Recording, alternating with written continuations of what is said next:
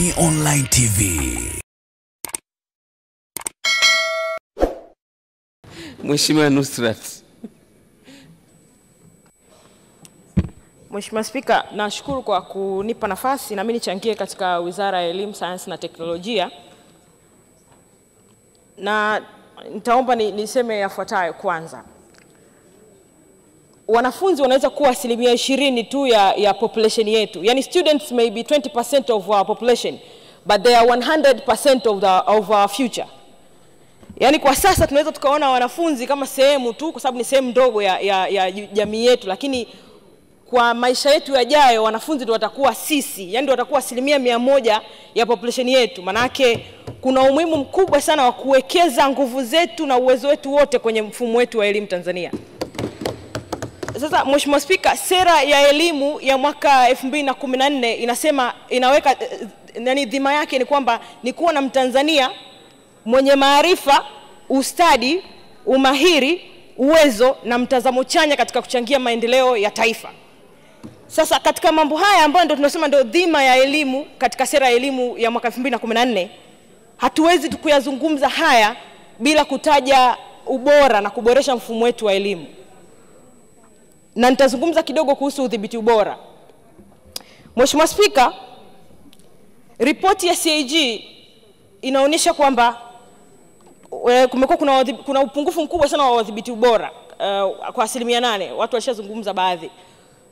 Tumepeleka wadhibiti ubora 98 kati ya 1306 ambayo ilikuwa ndio kusudio. Sasa Mheshimiwa Spika, kwa kutekeleza hili, manake hawa ndio wanaenda kuangalia ubora wa elimu yetu. Sasa tumetekeleza kwa 6% tu. Ni jambo ambalo linavunja moyo kiasi kikubwa. Kwa hiyo hata kama kuna mambo makubwa tunayapanga, lakini ufuatiliaji tunawategemea watu ambao ni wadhibiti ubora kwa ajili ya kwenda kuangalia utekelezaji. Na Mheshimiwa Spika, hili sio jambo la kihisani, ni swala ambalo liko kisheria. Katika sheria ya vyuo vikuu ya mwaka 2005 kifungu cha 27 inaeleza hayo, lakini pia katika sheria ya Baraza la Elimu ya Ufundi ya Taifa NACTE mwaka 97 kifungu kidogo cha 5 na kifungu kidogo cha kwanza kinavitaka vyuo vikuu na vyuo vya ufundi kuwa na utaratibu na kujiwekea miongozo ya kudhibiti ubora ili kuhakikisha kwamba elimu yetu inayotolewa Tanzania kweli inaakisi 100% ya population yetu ya taifa in the future, ambayo future si atuzungumzi miaka 3000 ijayo. Yani hawa wanafunzi manake baadaye watakuja kuwa wao mawaziri, watakuja kuwa ndio wao watendaji. Sasa ubora wa elimu yetu tunategemea hawa watu wakadhibiti, lakini tumeweza kwa 8% tu, jinsi ambavyo hatuweki nguvu katika udhibiti ubora. Ni jambo ambalo Mheshimiwa Spika linasikitisha. Lakini pia Mheshimiwa Spika, nataka nizungumze kidogo kuhusiana na mtaala. Kwanza ni declare interest, mimi ni mwalimu professional. Na nimeona uwivu kidogo, kuna wenzangu wameanza kuchangia wameitwa walimu. Kwa hiyo Mheshimiwa Spika, naomba kwenye rekodi yako ingie kwamba na mimi pia ni mwalimu. Mwalimu Nusrat Hanje. Nashukuru tumefahamu sasa. Asante. Mheshimiwa Spika, kwanza elimu yetu ina tatizo kubwa sana. Kimsingi ninakusudia kuleta maelezo binafsi kwenye bunge hili, kushauri kama mtunga sheria, kama miongoni mwa watunga sheria kwenye bunge hili tukufu, namna ambavyo elimu yetu inaweza kusaidia vijana wetu na hasa ambao tunategemea watakuwa 100% of our future. Elimu yetu inakosa mambo matatu ya msingi Mheshimiwa Spika. Elimu yetu inakosa kitu kinaitwa personal development. Juzi niliuliza swali Ijumaa kwenye Wizara ya Elimu, Sayansi na Teknolojia kuhusiana na kufanya topic ya life skills kuwa somo kuanzia darasa la 5 mpaka form 4 na tutaangalia form 5 na 6, kuangalia namna bora ya kujenga uwezo wa kibinadamu, uwezo na utashi wa kimtu, kwa sababu ndio dhima ya sera ya elimu ya mwaka 2014 Mheshimiwa Spika, ambayo inataka kujenga Mtanzania mwenye maarifa, ustadi, umahiri na uwezo na mtazamo chanya katika kuchangia maendeleo ya taifa. Sasa tunakosa kitu kinaitwa personal development. Yani Mheshimiwa Spika, ushawahi kutoa tafakuri tunduizi hapo kwenye kiti chako kwamba unashangaa kwa nini Watanzania hatuna uaminifu? Kwa nini mtu anaaminiwa afanye kitu na anashindwa kuperform kama ambavyo aliyemwamini amempa wajibu huo? Hilo sio katika biashara tu Mheshimiwa Spika. Kuna vitu vingi ambavyo Watanzania vijana wanaotoka vioni wanashindwa kuperform. Mheshimiwa Spika, Leo watu kama marehemu Kinaruge na mimi nitambue na kwa kweli tunatambua mchango wake mkubwa kwenye taifa hili. Anaonekana ni genius, Mr. Speaker. Everybody is genius, but if you judge a fish by its ability to climb a tree, it will live its whole life believing it's stupid. Yani kila mtu ana akili, lakini kama tutamhukumu samaki kwa uwezo wake wa kupanda mti, hataweza kushindana na nyani. Nyani ana uwezo wa kupanda mti kuliko samaki. Samaki anaweza kuogelea, Mheshimiwa Spika. Samaki ana uwezo wa kuogelea. Kwa hiyo samaki anatakiwa apelekwe baharini, nyani apelekwe kwenye miti kwa sababu ndio ana uwezo huko. Sasa mfumo wetu wa elimu hautufanyi, unafanya watu baadhi wenye mawazo mbadala kwa sababu ya kujipa maarifa kwingine waonekane wana uwezo mkubwa. Tumeshasema ili ulime kilimo cha biashara ni lazima uanzie sokoni. Lazima uanzie sokoni, Mheshimiwa Spika. Ukajue soko linahitaji nini ndio ukalime. Huwezi kulima ndio ukatafute soko. Sasa mtu akizungumza hivi anaonekana ni genius, lakini ni swala ambalo tunatakiwa tu train vijana wetu kwenye taifa, kwenye personal development. Uwezo wa kuthubutu. Mheshimiwa Spika, tuna tatizo kubwa la uthubutu. Watu hawawezi kuthubutu. Mheshimiwa Spika, jambo la pili, nitaleta maelezo binafsi kuelezea kwa nini tunasema vitu vitatu vinakosekana katika elimu yetu. Jambo la pili ambalo linakosekana, Mheshimiwa Spika, ni kitu kinaitwa financial literacy.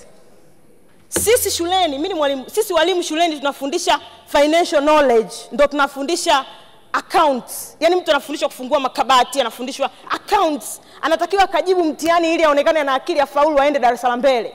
Lakini leo nyinyi hapa bungeni kwenye tulivyoapishwa tunaletewa wataalamu wa fedha waje kutushauri how much should we spend, how much should we invest, how much should we save, how much should we donate. Principle nini, ile spirit ya donation watoto wanatakiwa wafundishwe kwenye nchi. Tunatakiwa tuanze kutrain vijana wetu wakiwa mashuleni financial literacy, sio financial knowledge. Financial knowledge inamfanya akajibu mtihani ya faulu. Mheshimiwa Spika, swala la tatu ambalo elimu yetu haitupatii ni kitu kinaitwa career development. Amezungumza Mheshimiwa Mpina. Career development ambayo inamfanya kijana aliyeko shuleni ajue, akutane na watu ambao wanafanya kitu ambacho wanatamani kukifanya.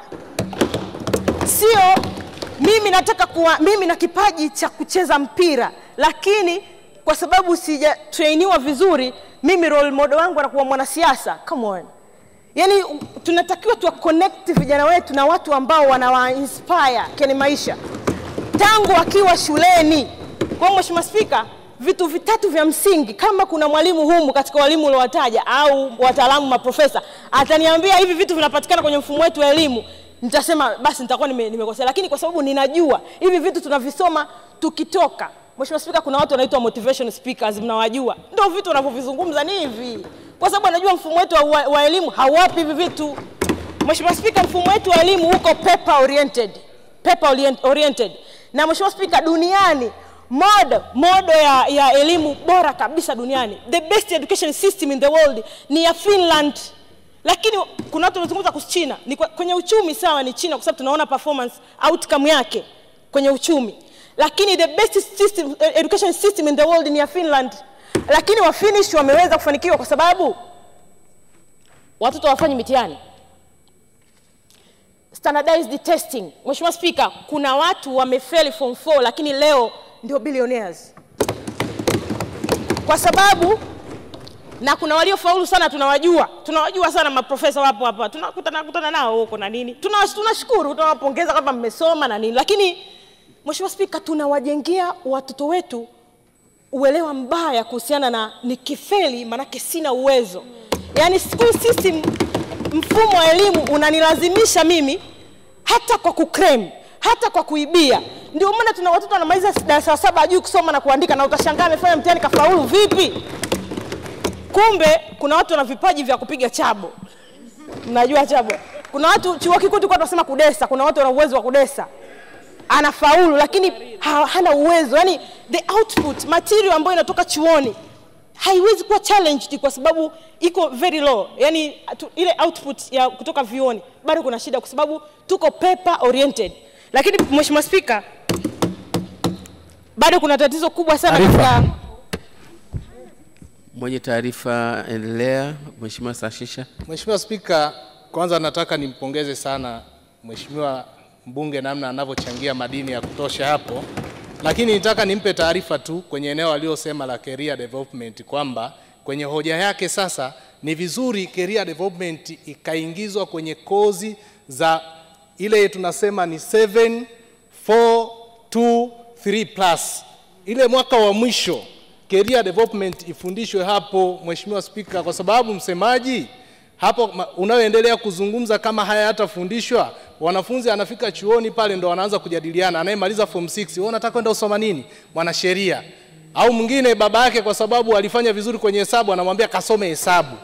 Lakini kuna element, kuna kitu kinaitwa core curriculum. Kama haya mambo yote yakiunganishwa na hii career development, hata watoto wanapomaliza kwenye ile 7 ya mwisho wafundishwe kwamba wewe kwa namna ulivyo, tunavyokuona tunadhani uende hivi na utashi ulionao kwa kuzingatia mawazo ya watoto. Kwa hiyo nataka nimeongezee tu kwamba career development ni sehemu muhimu sana ya kubadilisha, kutransform mindset za wasomi wa nchi hii. Asante. Mheshimiwa Nusrat, tunapokea ushauri huo. Mheshimiwa Spika, napokea na kimsingi nimpongeze pia aliyezungumza, lakini pia nimpongeze Mheshimiwa Waziri kwa sababu wakati nauliza swali alisimama mwenyewe akasema kwamba atafungua mjadala kwa ajili ya wadau kutoa maoni yao, na nafikiri hao pia ni sehemu ya maoni ambayo tutatoa. Kwa Mheshimiwa Spika, naipokea na naomba nimalizie katika eneo moja. Wakati tunarekebisha mitaala yetu tukumbuke kwamba kuna wale vijana ambao wanamaliza shule ya msingi wanashindwa kuendelea na sekondari, na kuna wale wanamaliza form 4 wanashindwa kuendelea na elimu ya juu zaidi. Wale kwenye mtaala wetu tuwaekee utaratibu ambao katika studies za kazi wanazosoma shule wakafundishwe vitu kutokana na uchumi wa maeneo yao husika. Maeneo ambao kuna labda kuna migodi, maeneo ambao kuna maziwa na mito ambao tunategemea kwamba watu wa pale wengi ni wavuvi. Tunategemea pia naambiwa ya pili tayari, basi sentence moja tu. Okay. Basi tunategemea pia wale wananchi na wanafunzi wanaopewa elimu katika maeneo husika basi wakafundishwa, kwa sababu wengi wakimaliza wanashindwa kuendelea na vyuo, wanarudi mtaani afu wanaanza kujifunza upya kuhusu kilimo, kuhusu uvuvi, kuhusu uchumi unaopatikana kwenye hilo eneo. Kwa hiyo studies za kazi zikafundishwa kutokana na uchumi wa eneo husika, ili wale vijana wanavyoshindwa kuendelea na vyuo waende wakafanya shughuli za uzalishaji mali katika maeneo husika. Asante sana Mheshimiwa Spika. Asante sana. Asante sana Mheshimiwa Nusrat. Wabunge vijana hao. Halafu watu wanasema bunge la Ndugai limezubaa. Hao watu wako wapi hawa? Ili bunge kweli kweli. I'm proud of you wabunge wangu. Make your day right. Gilly Bonny Online TV. Kupata habari mpya na kwa haraka kila siku, usisahau kusubscribe kisha like na comment. Gilly Bonny Online TV.